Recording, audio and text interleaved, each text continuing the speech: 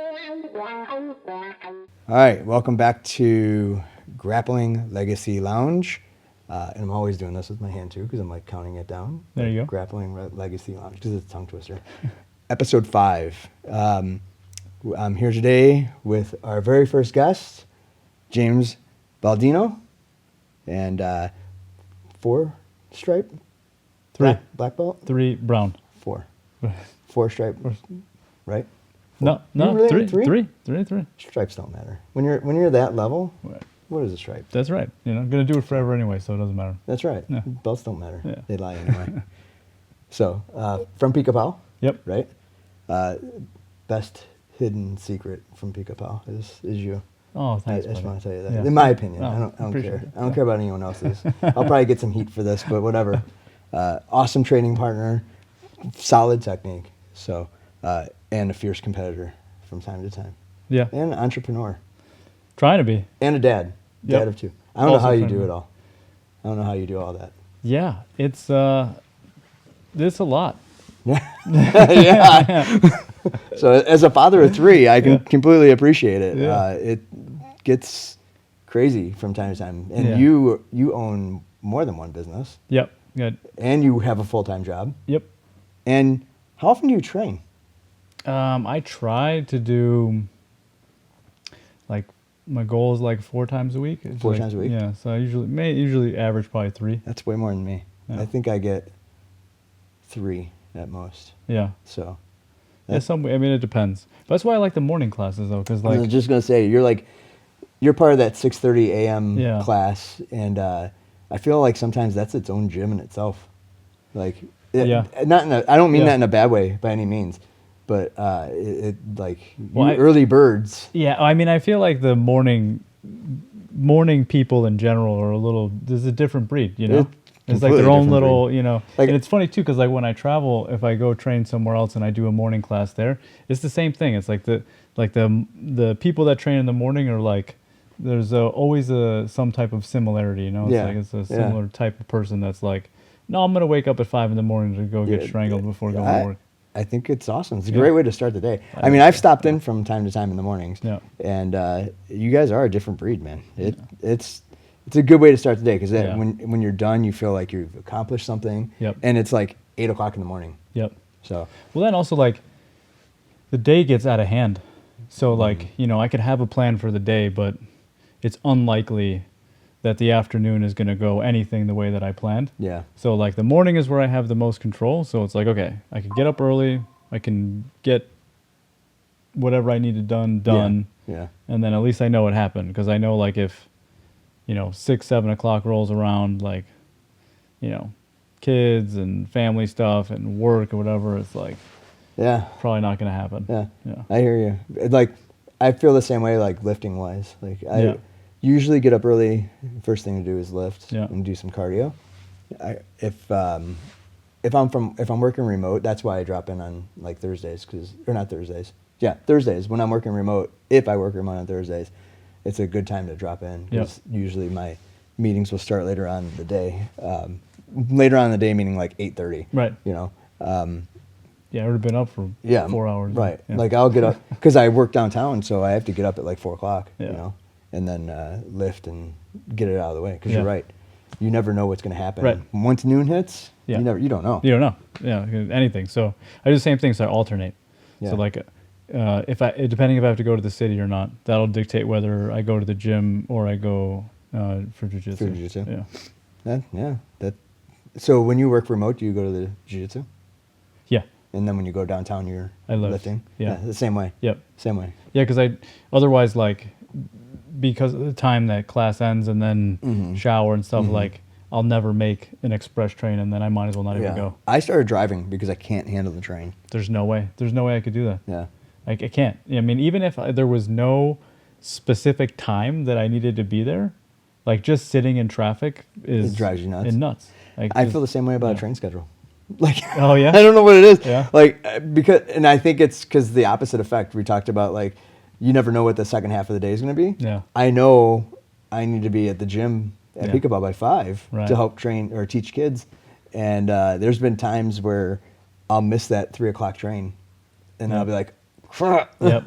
So yeah, no, I could see that, but my blood pressure just can't take it, man. Yeah. Traffic is something Yeah. I just like. Because it's like a couple things. One, you're constantly moving. Yeah. So you're getting to your destination. right, and then like I can be distracted and stuff. But the other is like, I don't like working, so it's like I was at work all day, doing shit that I didn't want to do. Right. And now I get, then I would drive home in traffic. Like my family doesn't deserve that guy. So you get you get rage. Yeah, I get road rage. yes, I do. Yeah, I do. Yeah. I can understand that. There's sometimes like I'll take a call. I can't take one on the train, so I'll take it in the car. Yeah, this is helpful. So that's a good distraction. Yeah. Yeah. So that gets me through the craziness of rush hour traffic. Because you're right, leaving down, like I've noticed, like if I leave at 3, I'm there for 2 hours. I might as well leave at 6. I'm not sure there's a time where there's no traffic. Yeah, I feel like there used to be windows, and it feels like it's. No, there's Yeah. not. I've driven home at like 3 in the morning, Yeah. leaving the city, Yeah. and there's still traffic. Still traffic. Yeah, I know. It's weird. Yeah. You're right. I'm gonna try to avoid it. How long have you been training? I have been training for 2025? Like 14 years. I started. Really? About. Yeah. Where did you start? I started in New York at Vitor Shaolin's gym. Oh, really? I trained there. That's where I started. I want to say, I think it was 2011. I know I got my blue belt in 2012 from Shaolin, and then trained there, and then I moved here in 2015. Yeah. That's when I started training. Was 2015. So I came as a blue belt in 2015, and then I met you in 2021. 21. Because it's like right when I want to say it was right when we were coming out of the pandemic. Yeah. And you were training with Aaron at Prime. Yep. And I was going over there to take a couple classes from Aaron. Yeah. And you were a purple belt at that point. Yep. Were you, because before Aaron was at Prime, it was Sherman, right? Sherman. Before that was Anthony Cruz. Anthony Cruz, that's right. And then before that was Antoine from Okay. Massa. Yep. Oh yeah. Yeah. I totally remember them. And Yeah. That's right. Yeah. I forgot that they went through that many different people. I think it was because of their location, and they were all coming from the city out. They were coming from the city out. I know for Yeah. Cruz, Yeah. he was always like having a hard time getting there. So, Yeah. Same traffic. Antoine. Yeah, traffic. And because of the time of the class, and they didn't have too many classes. But like when I first moved back to Chicago, I was training in the city. I was at Brazil 21. Okay. And so. Oh, with Paul Doe? Yeah, that's where I met Paul. Okay. Yeah. All right. Wow. Yeah. Wow. Small. It is a small community. Yeah, it is. Okay.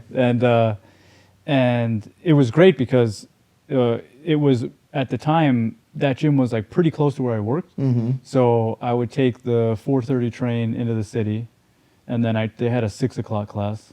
Yeah. So I would train there, and then I could be at work by like 8. Okay. So it worked out fine. And then they moved, and it was okay. I could still get there, so I was still training. And then they moved again, and then it was like I had to take a train. I had to walk like 6 blocks, get on a bus, and then go. So then I wasn't getting to work because of traffic, because the way that the whatever schedule worked. It was like I wasn't getting to work until like almost 9, and it's like I'd been up for like 5 hours already, and I was That's like, crazy. I was already exhausted. Were you living downtown? No, I lived out in Naperville. Oh, really? Yeah. You're out there now, right? In Yeah, Naperville? yeah. Same house? No. No. No. This is before kids. This was before kids. Yeah. Okay. Yeah. So that's when I found Prime, because I was like, all right, I got to find some place that's closer. This is, so at first I was like, I couldn't find a jiu-jitsu place, so I started doing Muay Thai there. Yeah. I did Muay They Thai. do a lot of Muay Thai. Yeah. They're They're really good. That's what they're known for. Yeah. Because I trained Muay Thai before, like many, many years ago. And so the guy that I used to train Muay Thai with, he moved gyms and he was further away. But I still chatted with him, so I was like, hey, I want to start training again. Do you know anyone? And he's like, hey, check out Prime. These guys are, Sonny's fantastic. Yeah. So I went there, started training. Then they had a judo class on Saturdays, and they started like, hey, we're going to do jiu-jitsu. So then I started training jiu-jitsu there. And then they were cycling through people, but it was tough because like it was, class was sporadic. And then, they were only Tuesdays and Thursdays, I think. Yeah, for at first I think jiu-jitsu, there were I think. only Thursdays, and then there was a Saturday class. Yeah, and then they did the Tuesdays and Thursdays. Yeah. Yeah, and that's where I met Aaron. So Who then- gave you your purple belt? Anthony. Oh, Anthony. well, Carlson, but Yeah, but through Anthony Cruz. Yeah, yeah. Which was probably like, I don't know what your experience has been like getting promoted, but like I've been promoted. I got promoted by Shaolin. I got promoted by Carlson, and then I got my brown belt at PicaPau. Right. And like every one of those has been different. And like the way that Anthony did it was it was fascinating, because it was like when I was a kid, I did judo, and like so there was like curriculum, like you needed to know. You had to do a test. You had to do a test. You had Yeah. to like demonstrate, and they would say the throws or whatever, and you Yeah. have to do the thing.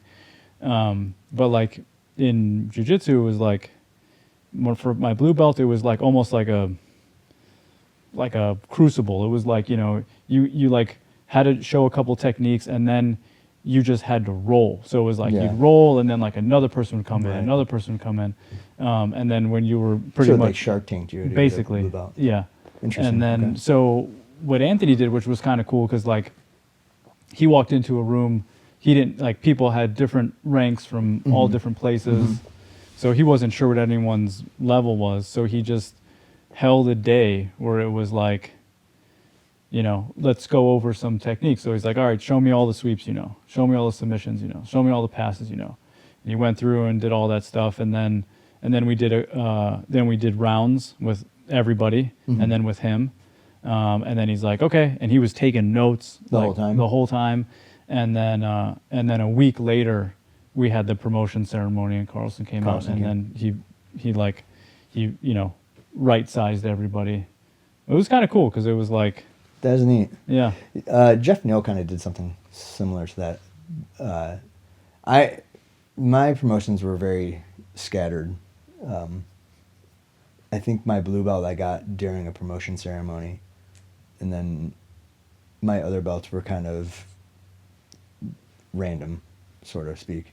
oh, just like Yeah, like during after class or something, or a competition. Yeah, it was usually after a competition. Yeah. Like after I won Master Worlds at blue belt, I got back from Vegas, and then like 2 weeks later, they gave me my purple belt at the beginning of class. Nice. And then my brown belt, Aaron promoted me. I won Worlds at purple belt. He promoted me on the podium. That that's was cool. the coolest. That's super cool. Yeah, by far Yeah. the coolest. And then my black belt, I mean, you were there for Yeah. that. So that was the ceremony. I think that one and my blue belt were the only two that I got in the ceremony. Yeah. So, yeah, the brown belt was by far, because I wasn't like expecting it. I was talking to the people that I was just rolling with. Yeah. And then one of the guy that I beat in the final said, hey, because he's from Wisconsin.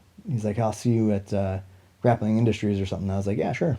Yeah. And then he's like, or maybe not. I was like, what do you mean, maybe not? And I look forward, and here's Aaron coming with a belt. I'm like, oh, crap. Oh, that's awesome. It was pretty cool. It was Yeah. pretty cool. So I feel like everyone that competes should experience something like that. Yeah, you that know? would be cool. That would be So- cool. It's like, yeah, I mean, plus it Masters Worlds, and Yeah. I mean, that's I think the ultimate is like, and I've seen it, is getting your black belt on a podium. I think that would be like Yeah. amazing. Yeah. That you don't get any better than that. I feel right. So, Yeah. but any way you get promoted, I think is a good way to get promoted.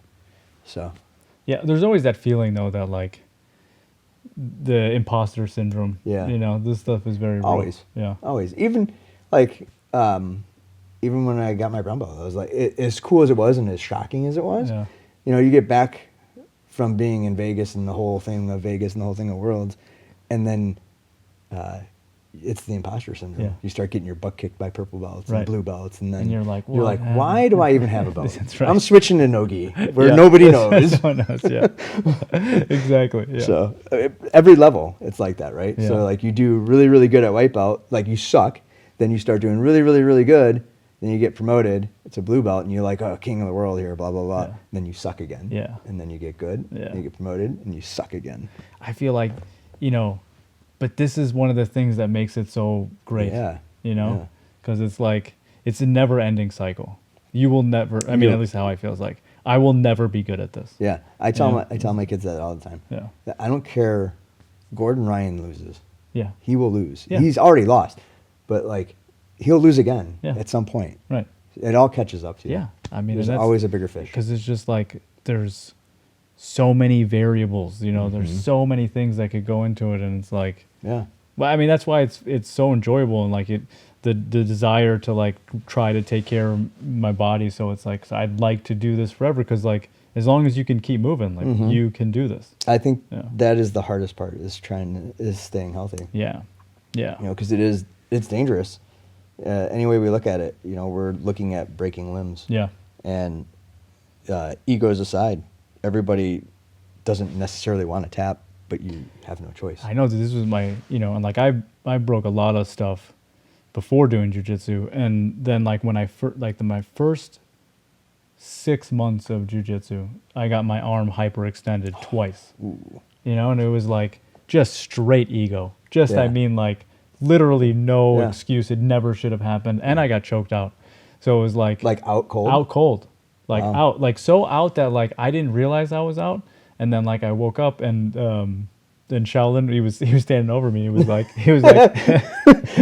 Like tapping you? yeah, Wake up. He's like, why didn't you tap? I was like, I thought I could get out. I thought you'd let go. Oh, It's like, that's oh funny. man, yeah, That's funny. I don't know that I don't think I've been put completely to sleep. I've gone to twilight for sure Yeah. a few times. well, I was out Yeah. dreaming. Yeah, I was still fighting. yeah, is that right? Yeah, I had maybe I was out and maybe I just don't realize it. it's possible. Because Yeah. I had like an out of body experience one time where like I was looking at the tattoo on my hand and I was being choked out and I'm looking at it, I'm like, that's a pretty cool tattoo that he has. And then I'm like, Wait a minute. that's mine. Oh, that's awesome. That's Meanwhile, like you're seeing stars Yeah, and right. like everything, all the lights going black. awesome. Yeah, I'm like, oh, I should tap. yeah, Wow. yeah. No, that's It's an experience. It's We an don't recommend it for everybody. no. But I mean, hyperextending, that's always been a fear of mine. Is like, like arm bars or ankle Yeah. locks. You see the videos of it. and Oh, man. You hear the stories. And I'm Yeah. like, no, I think I tap relatively quick to those. Yeah, it took me a very long time to like Yeah.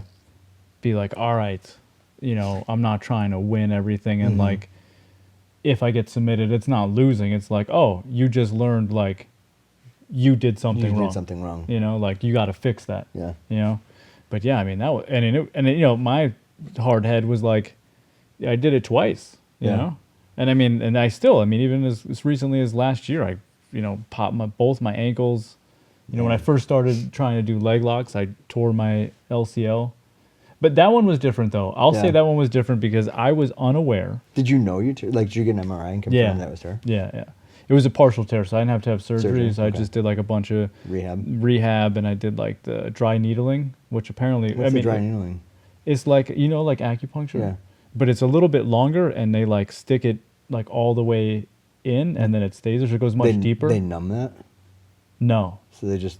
I think the idea of is like so like you don't get a lot of blood flow in some of these tendons, and Yeah. the idea of the dry needling is that pull the blood to it it. pools blood to it, so it puts it in there. It's incredibly uncomfortable. I was gonna say that sounds painful. Yeah, I don't. It's uncomfortable for sure because Yeah. it's like a, you know, it's like feels like there's something in it. Sure, I You mean, know? there's a needle. There's a needle in it. Yeah, there's something. It's like no, there's something there, and so that and a bunch of PT and stuff, and like it got much better. But that one, which I didn't realize, and now whenever, you know, like I'm working with someone that is new to leg locks, I try to explain like, for whatever reason, your knees and to some extent your ankles, they don't have a lot of pain receptors. Yeah. So like, if you think about like an arm bar, like when your arm's starting to get extended, it starts to hurt before it pops. Mm-hmm. And like, but with your knees, it's just It's pressure. pops, yeah. And then it pops. Yeah. And then what crazy part is it may or may not hurt, but that doesn't Right. mean it's not damaged. Right. So like when I partially tore the LCL, like it popped, I heard it, and I was like, that didn't sound good. And but I was like, but I felt fine. I could still walk normal. And I was like, all right. So I finished the round, Mm-hmm. and then I rolled again, and then I went home. And then when I got out of my car, when I got home, I almost collapsed. Like my leg just like Like gave out. gave out, and I was like, oh no, that's a problem. Yeah. but it You was lost stability. yeah, because it was just, everything was all wobbly, and I was like, oh, okay. So that's why I tell people now, like when you start doing like, I was like, if it's tight, just tap, Just tap. just tap. Don't play with it because it'll. That's my rule of thumb with any, well, arm locks too. Like I said, I have a big fear of. I have fear of eye gouging. That's like my biggest fear. But Eye gouging. yeah, This is not legal. Yeah, I know. I know, but it happens. I mean, how many times have you gotten a black eye or no, poke, I got to right? play up. Yeah, So, for sure. But like that's a whole long story. We can go for days for that one. I'm why, but so anyway, when it comes to leg locks, I totally agree. Like if it's tight and I can't like straighten or bend my knee, I gotta tap out of it because I know something bad's gonna happen. And that's also like my approach with doing them. So like when I'm trying to attack someone's legs, like I try to get to the control position and hold it. Before you go for the submission. Yeah, and then just really slowly move it because it's like, and there'll definitely be times when I'm rolling with like, you know, the younger dude, you know, and it's like, I got you, man. But like, all right, I'll just let you go. Just let 'em like go. I'm not gonna like catch and release. Yeah, like I don't want to blow. Yeah. I mean, you know, we talk about egos when you first start. Like, I wrestled for years, and when I first saw jiu-jitsu, I'm like, oh, I could do this. This is just like wrestling. Yeah. My first, no, I shit you not, my first round of jiu-jitsu was with Aaron. Oh, really? He was a purple belt. Like he was wow. teaching Gabe. Okay. Right? And I didn't really pay any attention to it. I was doing boxing.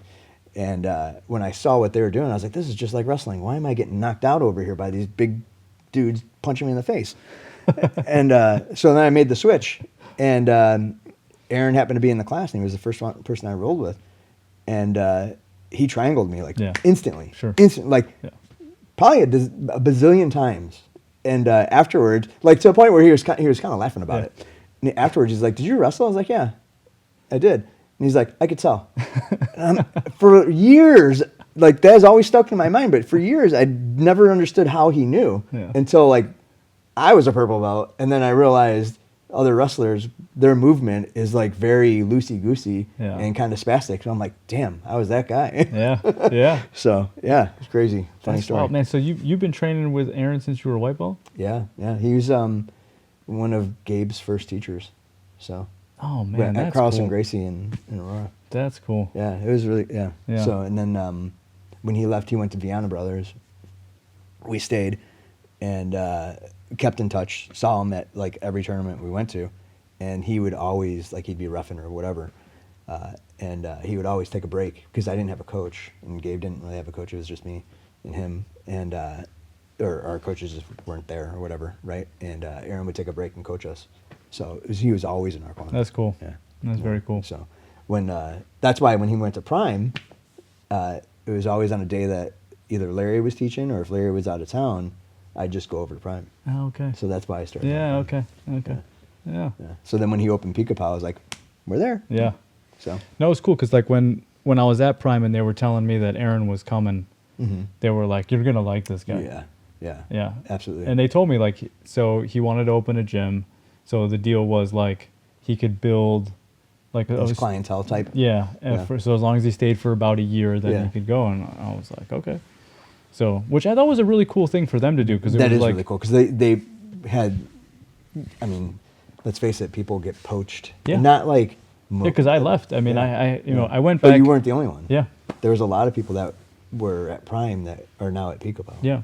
So, kudos to them, man. I mean, no, they're great people. Yeah, they're awesome. Whenever I talk to anyone about, I always tell Muay Thai. I always tell them like, you got to go there. You got to go there. Yeah, I mean, absolutely. Fantastic. When I hear someone say that, oh, I want to get into striking, if it's not PicaPau, like if PicaPau doesn't work, I'm like, go to Prime, check it out. They got. They had a good system. Yeah. So they know a lot of and they have like in-house tournaments too. They do. Well, and they and started like a promotion company. Yeah, now they're hosting fights and stuff. Yeah. And not like in-house, like only people allowed from their gym, but they invite other gyms and battle. It's pretty cool. Yeah, and they put together some good events. And I haven't been back there in a while, but they also occasionally bring in like really high level Thai fighters from Thailand to do seminars. So I went to a couple of those, and it was like, I mean, it's fantastic. Yeah. You know. I just can't do that stuff, man. My knee wouldn't be able to handle that anymore. 2, my brain It's says no. like I don't want to feel like getting That's already. punched in the face, I'm man. already dumb enough. Yeah. I don't need more hits in the head. Right. Yeah. Dumb, ugly, old. Yeah, that's not for me. I'll let the little kids do it. Yeah. So that's cool, man. That's cool. So competition wise, you're like a part-time competitor, right? Would you say that? I do it occasionally. Yeah. You know, like I did it a bunch when I first started, but then like for a number of years, like work was just, it was so difficult to train. Yeah. So like sometimes I'd go months without training, you know, so it was like, because there was two different jobs that I had where I traveled like constantly, like every week I was somewhere, which made it really difficult. So it was like really hard to be consistent. So there was a period there where I didn't compete at all. And then I started getting consistent at training again. I was like, all right, you know, I feel like it's a great, for me, it's like a fantastic mental experiment, you know? I think it's a good way to test Yeah. yourself. Like, because, you know, like we talked about testing for like promotions and stuff. I feel like competing is that test. Yeah. You know, like, let's see, yeah, great, I can beat so-and-so in the gym or what have you, but like, how do I do against other gyms? Yeah. How do I do against people my own size or people bigger or younger? Yeah. Plus the thing the thing I enjoy the most about it is like that weird mental roller coaster leading up to it, because it's like, I mean, it's a game, right? So it's like there's no difference being in the competition or being in the gym, you know? It's like it's literally, you're doing the same thing. You're in the same spot, you're doing the same stuff, you know, but there's just this feeling of it being different and like this pressure of it. And it's like, I feel like playing with that like little mental roller coaster is probably the most fun. It's like, can you do it? Can I do this? Yeah. And to me, it's also like you're setting a goal. Yeah. So you know you have to work harder to achieve that goal, you know? Yeah. And not just being on the mats. Being on the mats is definitely 80 to 90% of it. But like the wrestler in me is like, okay, I want to cut weight. Because that's when the seriousness comes in. Yeah. And this is like this puts you in the zone, right? Because it's like these things go together. Yeah. Yeah. So you're like, this gets me. Yeah. Right. Yeah, absolutely. And then like you start eating cleaner, you start working out more, you know, and then you're on the mats more. You're drilling. I love to drill. Like I could spend hours just drilling and not sparring. Yeah. And then I need to do more of this. Yeah, and then you know do positional sparring. So it's not like I don't do any sparring. It's just more positional stuff and trying to get out of things or workshop stuff. That's why I think you're such a great partner, a training partner, because like we've been in classes where they're showing the move and we'll be drilling the move, and then we're like, hey, what happens if we do this? Yeah, right. What happens if you do that? Yeah. That's what I mean. Like you're the best kept secret. Oh, because thanks, buddy. Yeah. Not a lot of people get that. Yeah. And I appreciate it. Plus, you're my size, so yeah. That always. Yeah. helps. Well, for me actually, this is like really helpful for how I learn. Yeah. Yeah. Absolutely. Yeah, right. so, Because like, does it really work? Yeah. So. And why is this working? And like, why, if I do this, does it get better or worse? And then Right. then it's like, well, why did that happen? Right. And I feel like it sits a little bit better because as you know, right, it's like into the mentality of things. It's like, you know, the more you learn techniques, the more you start to realize that like it's concepts. It's concepts. It's concepts. If you can start to understand concepts and then see where they can be applied, then you can start, you know, thinking a little bit less about like step 1, 2, 3, you know. Yeah. And then like you said, it's concepts in step 1, 2, and 3. And like it's really paying attention to those small little details. Because if you think you could skip them, but then as soon as you skip it, you lost the move. Right. You know? So yeah, absolutely. I think this is, I mean, and again, that's another reason why it's like, this is so much fun, because it's like, there's so many details. So many, You go over the same thing that you've been studying for 10 years, and then someone will show you a little thing that you miss, and you're like, oh. Yeah. Or a new spin on it. Yeah. Right? Like Aaron with his triangles, right? We were always taught like you kind of figure 4 your legs around the head. And then he comes up with, no, attach your knees together. Bring your knees to ear. And it's like, that change. I could never do triangles because my legs were always so short. Or not always, but yes, always. But I just figured, okay, triangles are just not my game. There's no way it's going to work for me. When he showed that, I was like, Yeah, me too. It was like, oh, this Yeah. is fantastic. Yeah, and it's tighter. It's way tighter, Oh. and it's like way less pressure on the knees. Like when Yeah. you're trying to get out of Yes. it, is like, Yes. oh man, I could play with this for sure. Yeah, Yeah. for sure. Cool. What's the worst injury you got from jiu-jitsu? Jiu-jitsu. Was it your knee? Probably. I mean, that was probably like the one that scared me the most because Did that put you out for a little bit? Yeah. Yeah. Because I was afraid I was gonna have to have surgery, Mm. and like I really tried to avoid surgery. Yeah. So that one was probably the worst. The other one's like, I hyperextended my arm a few times, and then I popped my ankles a couple times, which is annoying. Yeah. But it's fine. But yeah, I'd say probably like the knee, and again, not because it was like the most painful, but that was a weird feeling where it was like zero Did it swell stability. up at all? Yeah, afterwards, yeah. Yeah. Yeah. Yeah.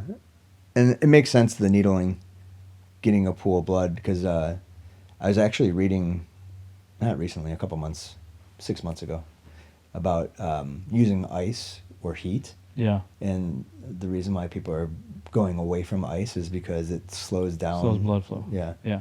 I think the rule that I follow whenever I get hurt is ice immediately Mhm. to try to like minimize it the down. initial Yeah. swelling, Yeah. and then starting like the following day heat, and Yeah. like there's not too much heat, Yeah. so it's like just constant. Constant heat. Yeah. I go right to compression. Oh, okay. So like Yeah. I'll ice, but like I hate ice. Even though Yeah. I have the ice bath and Yeah. stuff, but like Yeah. I But that's why you do it though, because you hate it. because I That's- hate it. Yeah, no, right, I get it, exactly. Yeah. So I'll go right to compression. So if I like pop my ankle, I have a pair of compression socks Yeah. that go all the way up to my knee, and Yeah. I'll put them right on. Yeah, I got little booties going Yeah. for the ankle and then for the knees. And I mean, for both of them, it was like also like stability, because like when they pop, Yeah. like they get all loose. Yeah. I used to have I used to play softball. Most of my injuries come from like softball or baseball of some Yeah. sort, like my major injuries. Yeah. And I slid into second base and it rolled my ankle. Like I had so much momentum that I Yeah. was standing up, and I Yeah. actually did a flip over the bag Oh, because it caught me, and then my yeah. ankle swelled up to the size of a softball, like a 12-inch softball, like instantly. So I had an air Yeah, that's a boot. problem. I had an air boot, like an Yeah. air cast, like Yeah. like just to here, and we played every. I was on like 4 teams at the time, so I played like every other day, and I just kept the air sleeve on and compression socks and kept playing. Yeah. Yeah. No, I'm poor. I make would poor never do that decisions. now. Yeah, I make poor life decisions like this all the time. I'm trying to get better at it, but yeah. No, same here, man. I mean, like all my injuries pretty much have come from other things than jiu-jitsu. Yeah, you said that you've broken a lot. What did you do? Well, so like I started skating when I was young, so I Okay. skateboarded. Yeah, skateboarding will and cause a then, lot of injuries. and then I started rollerblading, and that's where I first started kind of breaking stuff. And then I got into motorcycles, and then I was doing stunts on motorcycles. Like motocross? No, I did. So I did like street bikes, doing like wheelies and like burnouts and stuff like that. So were you part of like, was that United Riders? Have you heard of that? Yeah. So actually, what I did was I did these shows. I tried to make a career out of it. I was unsuccessful. I mean, I did it for a little bit, but Yeah. but like when I lived in California, the Rough Riders would hire me to Okay. and a bunch of people. It wasn't just me. Yeah. A bunch of people to do like a show before a concert or something, or like to try to like build up hype for it leading up to an event. So they'd hire a bunch of us, and we'd go out there wearing the Rough Rider vest and then Vests. go wheelie in the street and do burnouts and stuff. That's That- crazy. Yeah. Did So are that you and into then video- jumped are you into- jumped dirt bikes. Are you in videos? Like rap videos? Or not rap? Um, Because Rough Riders was DMX, right? DMX, yeah. So I was in a couple music videos, some commercials. I tried to get into the movies. That's why I moved to California. Okay. But it was really, really difficult. And so the movies are all union, Okay. and it was just really hard Yeah. to get into the union. But everything else is kind of whatever and basically on who you know. So I did a couple of things, but most of the stuff I did were like shows. So it would be like, like the NHRA would be doing a race, or like Yeah. Monster Jam. Yeah. I did a bunch of that stuff. Like with the monster trucks? Yeah. So you were on the dirt bikes? So Were you like the dude? So my cousin used to hang out with like a lot of the Monster Jam guys, the the Gravediggers and Bigfoots yeah, and the stuff. drivers. Yeah, so she hung out with a lot of them, Hell yeah. and she took us to a couple shows. And there's always like the guys or the crew that had the dirt bikes, and they'd do the jumps and then the backflips and Yep. stuff. Did you do that shit? I did. So You are nuts. I did, but I didn't. I stopped when they started doing backflips. So like, so it was funny because when I started riding, it was like freestyle motocross was like starting to become a thing. Yeah. And I thought it was so much fun. So I was living in Florida at the time. Dude, you moved everywhere. Yeah. Holy cow. All before kids, obviously. All right? before kids, yeah. Okay. And we bought a. I think my camera locked up. Oh no, it didn't. No, that's I'm just there. me. Okay. Yeah. We bought a freestyle motocross ramp, and we built it. We put it next to my buddy's house where we were living, and then got a bunch of clay and dirt and built a landing. And so we would, it'd be super hot in Florida. So Yeah. what we would do is like, I'd sleep all day, and then at night we'd go out and ride the streets with our street bikes. And then when the sun came up in the morning, we'd come home and then do some jumps in the yard, do some trail riding, and then go to sleep for the day. And then do it all over And again. then do it all over again. And so I was getting like pretty confident in the jump and freestyle. So we would go, because at first we would do shows, and it would be us on the street bikes, and then they'd bring in somebody to jump on the dirt bikes. And so I'd go to the promoters and be like, dude, you could just pay me, I'll do the whole thing. Like, I'll come out with my buddies and we'll do the street bikes, we'll jump the dirt bikes. And So here you are trying to market and be Yeah. an entrepreneur. yeah. All the So, way back then. so we started doing that, and like, that was fine. That was the thing about dirt bikes, was that like when you crashed, you broke something. Yeah, absolutely. That There's was no doubt. There's zero. No matter how many like padding, whatever you had, it doesn't matter. Something broke. Yeah. Street bikes, like, you tumble. So like for the most part, as long as you know how to fall, like you're probably gonna be okay. And Or this less is all, likely. this is all before jiu-jitsu. Yeah, before jiu-jitsu. I did So- judo when I was a kid though, Okay, so you knew how to fall. so I knew how to fall. And Okay. I skated. So, Yeah. I so mean, I've been when falling since I was like yeah, 5. Yeah. I skated for a little while there too. Yeah, and like with falling never is very like good. part of it. Yeah. Well, I mean, it's part of it. Like Yeah. it Yeah, takes you're forever gonna- to you're get gonna good fall. at it. Yeah, Yeah. you're gonna fall. And then they started doing backflips, and I was like, nope, because we would jump metal to metal. So you would be like in a parking lot. We would man. do our street bike stuff. Then you'd have the ramps come out. It'd be metal ramp to metal landing on asphalt, and it's like, if you mess that up, like you're getting twisted up pretty good. Yeah. And then we did a show, and some guy came out and did a backflip, and I was like, no, Yep, done. you're not going to pay me enough money, because win. like you die. Yeah. Like you mess that up, you Yeah. die. I was Yeah, like, because it's not like you're landing in an airbag. no. Wow. But so that's when I stopped doing the dirt bike stuff. Well, I did it for fun still, but I didn't Yeah. do shows with it anymore. Sounds like a good time to get out. Yeah, I was like, man, and I don't know if you've seen it lately, but like They're insane. It's nuts. I don't know how they land half the crap that they land, because they like completely let go of the bikes. They'll flip the bike. Yeah. And Or they'll flip without the bike. Yeah. And land it. It's beautiful. It's like a video It's game. cool. But what you see now though is they got smarter. Was that like, so when I was doing it, it was like such a hard-headed mentality where it was like, so like for example on the street bikes, you can modify your street bike to make it easier to do wheelies. You can change the Sure. gears on it. You Right. can change the handlebars. You can do all that stuff. And there was always this like riff in the community, right? It was like the people that like modified their bikes to make it easier to wheelie, and the people that didn't. Mm-hmm. And then it was the same thing with jump and freestyle, was that like there was the guys that jumped metal to metal, and then there was the guys that jumped metal to air, where they had the airbags on there. And it was like, people would be, it was like, you're not, You're not that's really- not for real if you're Yeah. not, but it's like, okay, but like you want to do this, right? So like you can land on the airbag and like you'll live, Right. And so now you see that on every single one of the jumps, the landings have the airbags Airbag. on them, or they have what's called like the resi landings, where it's like they look like a normal ramp, but underneath it is all foam. Is that the bigger ramp that they have? Like It could be like either some of side. some of these shows, they have like ramps that look like they're a mile long. They're huge, yeah. Yeah, so the resi ones are the ones that look shiny. Okay. They're like kind of shiny, and then underneath it, it's all like foam. So when they hit, it's still soft. It absorbs it. Yeah, but it looks like a regular landing, Yeah. or the other ones that have the airbags. It's very rare that you see like some of these bigger stunts that they land cleanly without like dropping the bike or going head over the handlebars. You know, Yeah. you see that a lot. Yeah. But I mean, but they're doing like straight they're video doing game crazy, stuff. Yeah, they're doing crazy Yeah, stuff. I still love it. Yeah, I mean, I'm it's not doing cool. it, but- It's cool to watch, but I'm always at the edge of my chair. Like, yeah. can't I get play my that just palms yet. still get sweaty when I watch it. Sure. When I Well, watch because you. you know what it takes to Yeah, get into it. I was like, oh man, the level Yeah. of commitment on this is. Yeah, no way. There's no way. Like my neighbor does motocross, and he's 50. And he's still jumping. Yeah. Yeah. Yeah, man, so good for you. yeah, I think it's awesome. Yeah. I've seen some videos on his Facebook page. I So, still want to do some trail riding.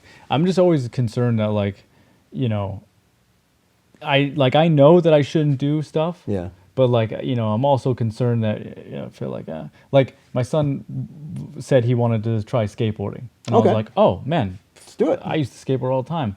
So I was like, all right, we'll go get skateboards. So he gets a skateboard, I got one, and I was like, let's go. So we go out, I get on it, and I start rolling. I was like, oh man.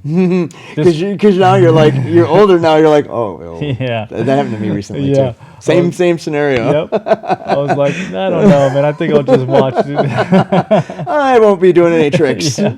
But I did the same thing. Like Gabe and Brandon both want to do skateboarding, so they have skateboards, and I got on Gabe's, and I'm going down the sidewalk, and I'm like, wow, this really takes me back. And then I'm sitting there watching like every click, Yeah. and I'm like, if this thing hits a crack and I go flying, I'm not getting up. That's right.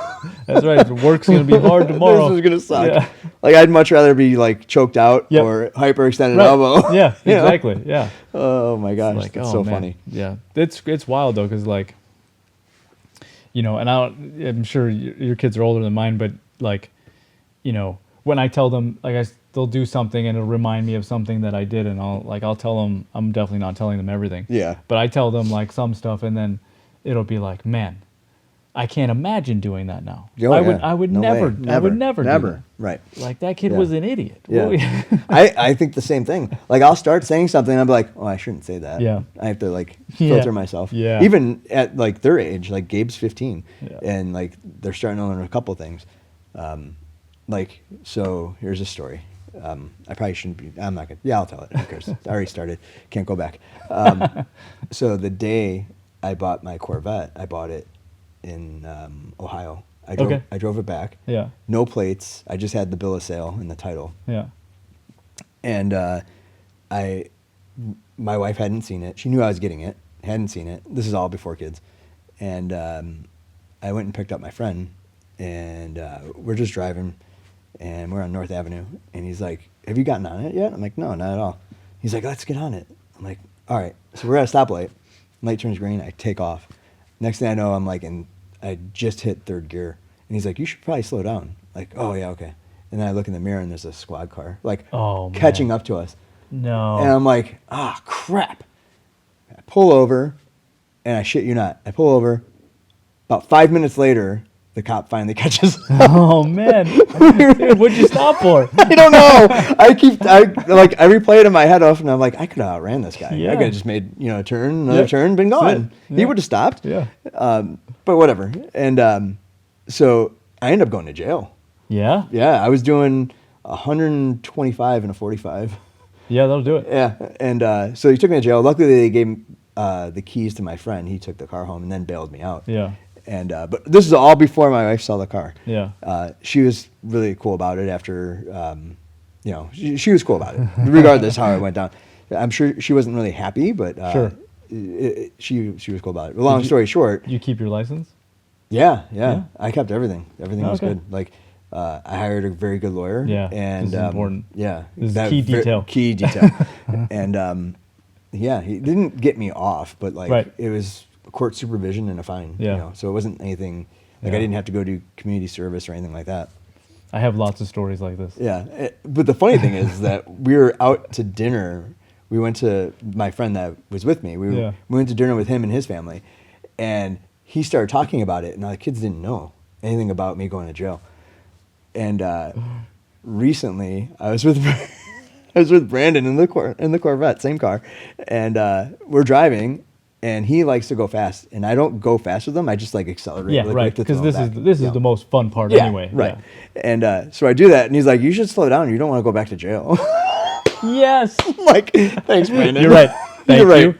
At least one of us is the adult in the room. That's right. You know? Yeah. So I thought that was, typical Brandon. He's the comedian of the group. That's awesome. So going back to bikes, is that when you started getting tattoos? I see down there, and I know you have it on your arms. Yeah. No, Because you're like covered, right? almost. So I'm like a starfish. I Yeah. got my arms and legs. I'm saving my back will be next. Your back is Yeah. like the whole back? Yeah, I'll do a whole back. Okay. I want full suit is what I want to do. Yeah, chest too. The whole thing. Do you have Yeah. your ribs done? I got my ribs, yeah. Ribs. This is my first tattoo. Was my ribs. I was just going to ask, what was your first Yeah, tattoo? That first- was your first tattoo, was your Tattoo my ribs? ribs, yeah. What is it? It's a kanji, Bushido. Okay. Yeah. So, So is it all Japanese art? all Japanese, yeah. Why? What got you into that? I love it. I think it's beautiful. Yeah. Like I just really like it, and it's wild too because like when I first like got interested in tattoos, it wasn't Japanese. That was just Yeah, tattoos. Like it I was just liked tattoo. I liked tattoos. So like when I was a skater, so like I was really into like, Like my punk friends were rock into was- yeah. graffiti art Yeah. and stuff, and so like I always like I wanted to get tattoos for a while, and I'd see some really cool stuff, and then I was like, man, I feel like either I'm gonna get a tattoo and then not want another one, or I'm gonna get one and want all of more. them. Yeah. So I was like, all right, I'll do my ribs then, so that I don't like take up space that I could be using for something else. That's like the toughest spot to pick. That's for what your they told first me. year, Was yeah. the funny thing too? They man. try to talk you out of the They ribs? did. Yeah. So I went to the right here in Downers Grove. They're still there, and I was like, yeah, I want to do this and get it on, my ribs. And they're like, do you have any tattoos? I was like, no. They're like, No. I don't think You're not going to want to do it there.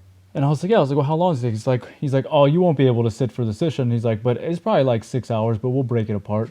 And I was like, oh, I could sit for it. And Yeah, because you're not thinking. yeah. And he was like, I tell you what, you sit for an entire session. He goes, I'll take $100 off the tattoo. And I was like, okay, here we go, dude. Challenge accepted. Challenge accepted. And anything to save money. Yeah. I was 18, so I was like, yeah, definitely. So then, So you didn't have to get anyone to sign for it no. because you're 18. Yeah.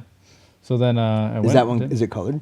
Is black kanji with a red outline. Okay. Oh yeah. Yeah. So There's yeah. a little bit of color. And then that was done. I was like, oh yeah, I want all of You them. want more. Yeah.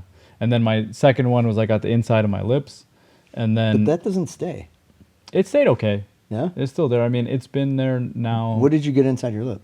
It says no one cares. No one cares. Top Yeah. and bottom. So you had the top lip and the bottom lip. Top and bottom, How yeah. was eating after that? Dude, it was like nothing happened. Yeah. And it's funny too, because like all my tattoos are like tied to some event or story or I was something. going to yeah. ask about that. So like the one in my mouth was after like a pretty significant event in my life, and like I wanted to remember it. So Yeah. I was like, but it was for me. I didn't Yeah, want it. sure. So I was like, I'm gonna put it somewhere where only I know that it's going to be, and I thought it was going to hurt. I was like, I'm gonna do my lips. I was like, that's got to be super That fucking painful. sounds painful. Fucking no. No. And so the guy told me like, hey, I'm gonna do it, but like, it's not gonna doesn't- last. Yeah, I heard they only last for like 2 months or something like that. No, dude, I've had mine for. You don't see it now though, right? You still see it? You see? Really? Oh no shit! Yeah. Yeah. Wow. You still see it. It's still there. I forget about it every now and then, but Wow. yeah. So I got that in 20. Oh no, I got it in 2005. How long did that take? Oh, like 30 minutes. Really? Yeah. So did you have to hold your lip open? Yeah. So that was kind of the funny part That's because like hard. they had to they dried it so Yeah. that it would be right, sticky. Right. Yeah, and then you had to hold it, and then Did he stencil it? He had to No. do that freehand. no freehand. Yeah. Yeah. And he had to do it upside down. Yeah. No, I held it down. No, I mean Yeah. like he had to show them it. Let me see that again. How's it written? Okay, yeah, so it is Yeah. right side. Yeah.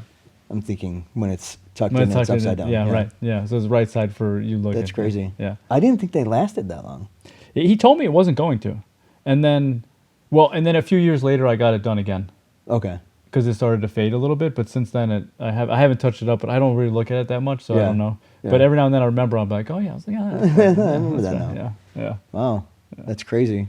Yeah, and then like I've been into martial arts since I was a little kid. Like I've always loved. Yeah. I've tried so many different kinds, And so like, you know, I was always into like Japanese stuff and Asian culture and all Yeah. that stuff. So like, when I was like, all right, I'm gonna get a suit, and there was just a matter of time of like, they're expensive for one. Yeah, they are And then expensive. I was saving for it, and then my life kind of pivoted, and then I went in to start working in banking, and then I got like really afraid of getting tattoos. Tattoos. Yeah, because well, it's not so much. Is it like that in banking now, where they Yeah. still like are frowned upon? Yeah, yeah. Really? Yeah, still definitely not cool. So, and then I got to a point where I was like, I don't want to be a banker anymore. So like, I don't care. I want tattoos, and like if that ends my career, well then good.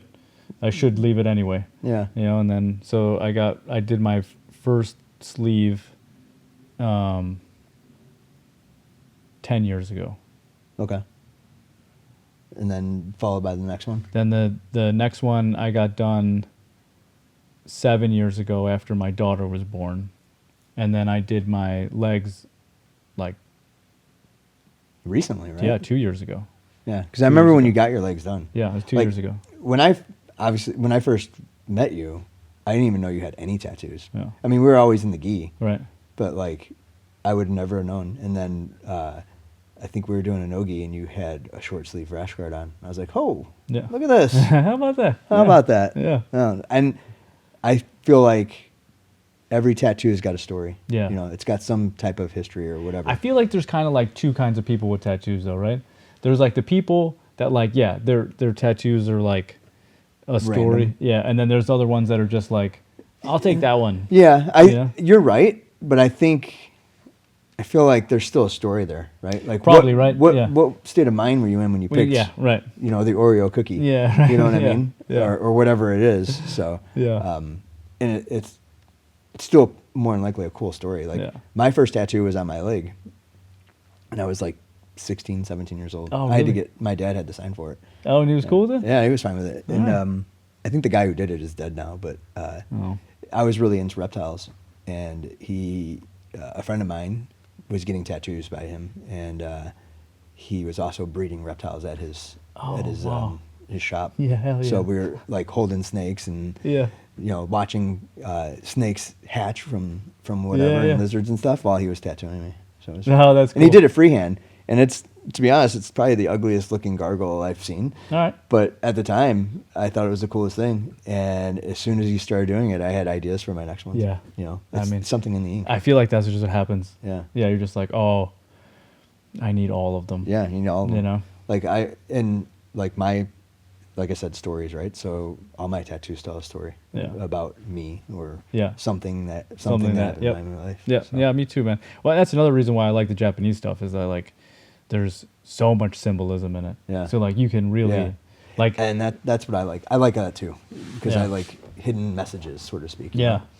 Like so for all of my tattoos, like I found an artist that like I liked. Like I knew that there was like a character of some sort that I wanted to be in it, so I'd find an artist that was good at that character, and then I would tell them the story that I want to tell, and then I'd let them design it. Yeah. So like, which is kind of funny, but like, for all of them, I didn't see any of them until the day you I showed got up. them. Yeah, That's how mine were too. Yeah. I thought that was kind of a thing, to be honest. yeah, but apparently it's not, because I know that when I've talked to other people, they're like, "That's nuts! Like you didn't."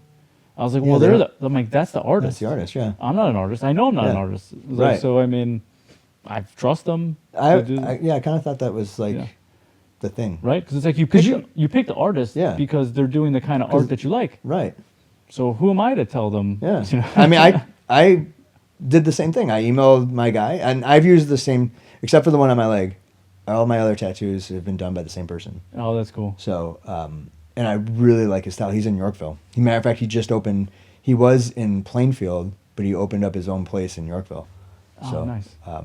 if you want his name, I'll give it to you. Yeah. But he does a lot of Japanese stuff too. But he does a lot of black and gray realistic stuff, Okay. and that's what I like. Yeah. So I just sent him a list. Like, this is what I want. Yeah. And he came back and he's like, that's too much. He's like, let's narrow it down a little bit. Yeah. So I narrowed it down, and then he's like, okay, I got you. Yep. Come in on this date, and then poof, it was there. You're trying to get all filled out? I don't know. I want to get my leg done next. Yeah. So I want to get a leg sleeve. Yeah. I kind of make it up as I go. Yeah. Like, like I said, everything's either a memory or something that happened in my life. Yep. So I'm pretty much caught up to Right. where I wanted to be. That's where I'm at too. So I'm waiting for Yeah. like, I there's like an idea of what I want to do on my back, but it's tied to like an achievement or Yeah. not that I'm trying to get done. Yeah. So like that'll dictate what the actual art will be. Right. Is whether or not I Right. get to where I'm trying to go. You know. Yeah, that's kind of how I feel. Like, Yeah. and like you said, it's all symbols. Like, no one can look at my arm and be like, "Oh, I know this, I know Yeah, that, I know right. that." I know it. Right. I always tell myself, like, if I ever get old and like I start forgetting things, if I look at my arm, I'll remember. Yeah. You know, that's what I Yeah. like thinking about. Yeah. I don't know if that's gonna. I hope I don't forget everything, but you never know. You never know, right? I mean, you never know because I know that I've already forgotten a lot of stuff. You know? Yeah. Yeah. And what's wild is like what I started doing recently is kind of fun. Is that like I'll be having a conversation with someone and it'll remind me of a story, Mm. and then I'll tell the story and then I'll be like, oh man, I totally forgot about that. Yeah. So now I started writing it down. It's like, okay, that's a cool story. I want to make sure I remember that one. So I was Yeah. like, let me write that down. I've just been doing bullets so far, but I want to like fill it out because there's like. You and I have more in common than you think. I'm writing Yeah. a book about my life. See, I want to do that. That's You kind of should. how I You started. should. Was like putting together some of these stories and like now like with all these different AI Yeah. tools, like Yeah, you can it's crazy. you could really like It's really crazy. frame it and then run Yeah. it. But that's what I'm Yeah. trying to do. So I got like these like little bookmarkers for like these events. You know. Do you have a notebook that you're writing down? No, I do it in notes in my phone. Okay. Oh, that's smart. I should do that. I have a notebook that's only for my book. Do you handwrite? I handwrite it. I can't read my handwriting. I can't either. Oh, so what are you doing, man? So I got to like maybe like 40 pages into this book, into writing it, and then I'm like, what if I want to publish this, or if like some like the kids are going to want to read this? They can't read. I can't read it. How are Right. they going to read it? Yeah. So then I started typing it out. Yeah. So now I have a Word file somewhere on one of my computers, and every time I'm in an airplane, I just start. Start going at it? Yeah. That's a cool idea. Yeah. I don't really like writing. So like that's why like the idea of the AI stuff is kind of Yeah. cool because it's like I feel like if I can frame it and then it or someone can fill it out, Interpret then it. I can. Yeah, I like that too. The only thing I don't like is that I feel like it's not authentic. Maybe It's not hard to you be know? your voice. It's not. Yeah. Right. It's not like is it making stuff up? Is it Yeah. adding stuff to it? you know? Yeah. Yeah. So- Potentially, right. But I think because my original idea when I started kind of sketching this stuff out was trying to like convert some of my little adventures into a children's book. So it'd be good. That would be cool. It would be good for it to be, not totally true. Right. You know? Right. Yeah. keep the bad stuff out. Yeah. So No, that would be cool though, because man. I was You like, could- I mean, there's just been so many of these different little adventures that I've been on that Yeah. I feel like could be cool little, because I mean, and it all started when I started reading books to my kids, and I was like, man, some of these are absolute garbage. Yeah. They're so bad. Yeah. And it's like, I could write better than that. And then my wife was like, well, then do it. And I was like, I should. And then I went to go start, and I was like, all right, Where do you start? it's hard. Yeah. Writing's hard. Okay. It's the creative piece that Yeah. makes it. But if you can put the spin on it, like this is what really happened. Yeah. Then why not? Yeah. I think I don't know what I'm going to actually end up doing with my book. Probably nothing. I'll probably never do anything, but I'll have it. And if my kids or my grandkids want to read it at some point. See, and there I you feel go. like, if that's the worst possible outcome, I think that's still cool. Because, Yeah. like, I know before my grandfather passed away, it was like,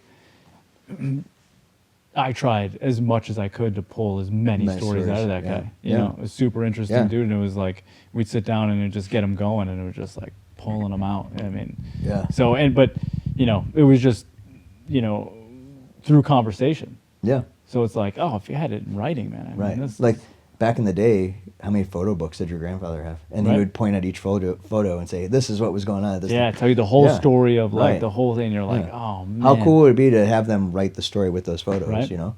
Yeah. I'm trying to get my dad's going to be 75. I'm trying to get him to do that. Yeah. Like, hey, write your story. Yeah. Because you lived it. Right. Write it. Yeah. Because I'm going to miss the details. Yeah. I know you've told it to me, but I am not that smart. Right. Well, and also like, and I'm sure you've noticed this too. Like when you start like thinking about a story and then trying to write it down, like you start to remember more. You do.